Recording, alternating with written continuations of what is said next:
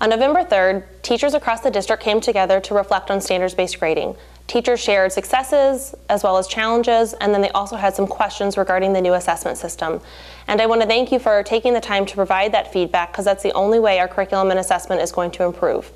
This video will address some of your questions as well as your concerns, and will also celebrate the successes you had. Many of you shared successes with standards-based grading. Some of them are: teachers like the ability to collaborate on shared power standards across the district and within your buildings. The rubrics are laid out nicely and progress by term and build upon each grade level. You like having common assessments across the district and within your buildings.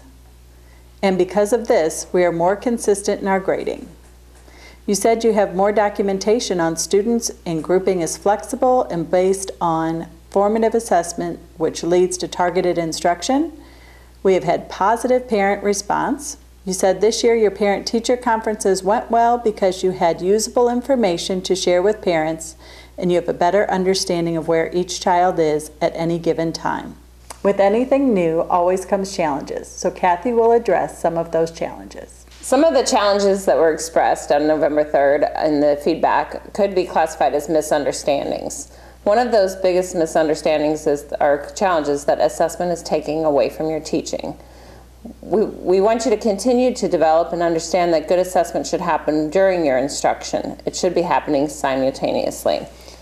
If we're finding that we're giving our students big assessments that are taking up too much time, then we need to make a shift to smaller, more frequent assessments that happen naturally. Another one of the challenges that was expressed is that the new standards-based power standards expect less rigorous learning.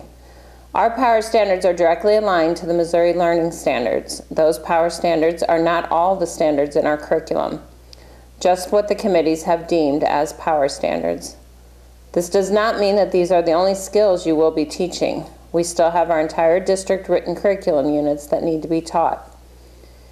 In addition, differentiation should still be going on. If a student or students have already met the expectation within the power standard, then the teachers should be asking the question, how can I continue to push this child forward? The power standards are continuously being reflected on, and we can decide to prioritize other standards if we feel we should. If you have specific feedback on any of the standards that should be prioritized over the ones we have already selected, please put this information on the feedback sheet within the Google folder. You should have already added the district teacher collaboration folder to your drive. You will open that and then let's open up kindergarten, and the feedback sheet is right here in the collaboration folder for the grade level. If you open up that, you can go right to add new comments here and add any comments or concerns that you have about the power standards or any input you want the ELA committee to look into. Another challenge or concern that was expressed is that our parents don't have our stair-stepped rubrics, and so they are not understanding why their children are getting a 3, 2, or 1.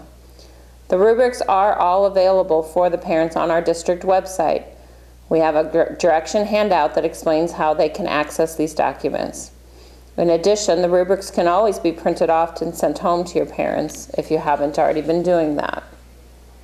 The other challenge that was expressed is that there's no time for science and social studies instruction, and that some of you are not sure what you should be teaching.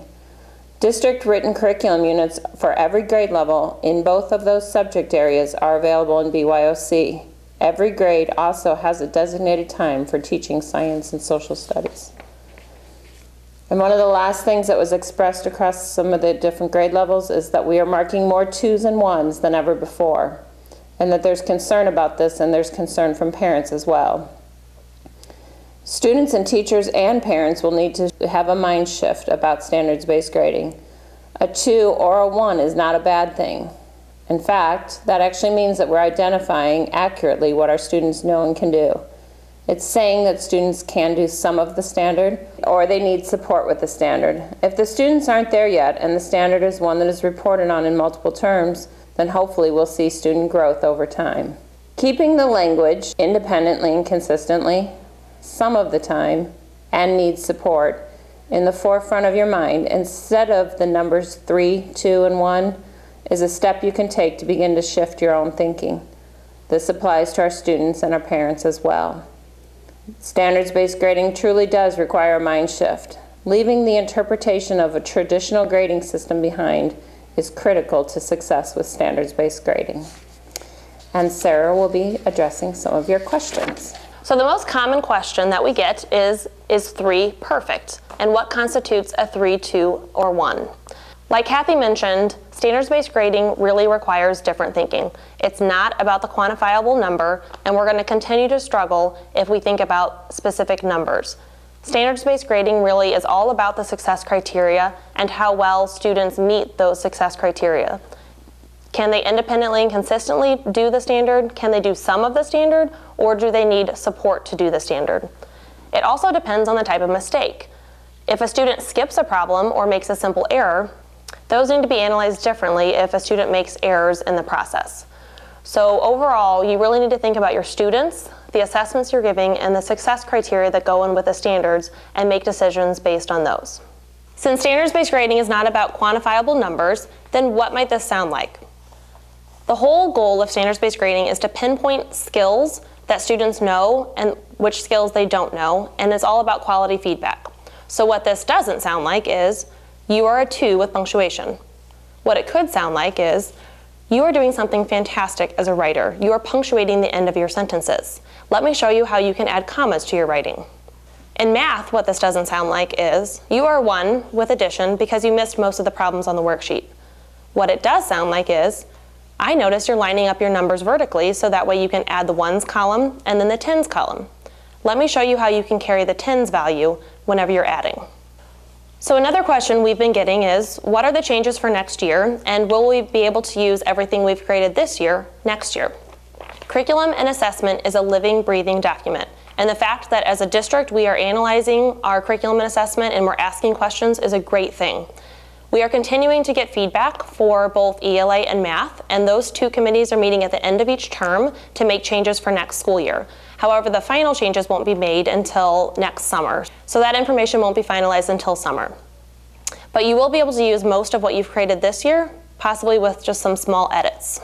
Another question that we've been getting is, how are we supposed to teach grammar and with what materials? Grammar should be taught naturally in the writing workshop, just like any other writing skill that you teach. Our curriculum committees have embedded grammar learning targets in each unit of study, and those learning targets should then be taught as a mini lesson. Grammar should not be taught in isolation because that does not transfer into student writing. Being a writer may offer some lessons that teach the grammar learning targets in our units of study, but you may also use your own writing to model grammar lessons. You may use students' writing, or you may even use a mentor text. So how are we supposed to teach spelling, and with what materials? The Melville Adopted Spelling Resource is still beneficial to use in your classroom. It teaches the patterns and also gives students strategies for spelling words. However, standards-based grading is looking for the usage and application of word patterns in writing. So you shouldn't be using traditional spelling tests and worksheets as part of a grade. What you should be looking for is spelling patterns in student writing. The ELA committee knows that there are inconsistencies with spelling, and we plan to address the need for next school year. As you continue to implement standards-based grading, don't lose sight of those successes that Mary mentioned earlier. We know our students better than ever, we're providing more targeted instruction, and we have clear expectations across the district, which allows us to collaborate across buildings. And also don't forget that Mary, Kathy, and I are here to support you if you need one-on-one support or if your grade level team needs any support. And also continue asking questions, continue to provide feedback, because that's the only way that we're going to make our curriculum and assessment better here in Melville.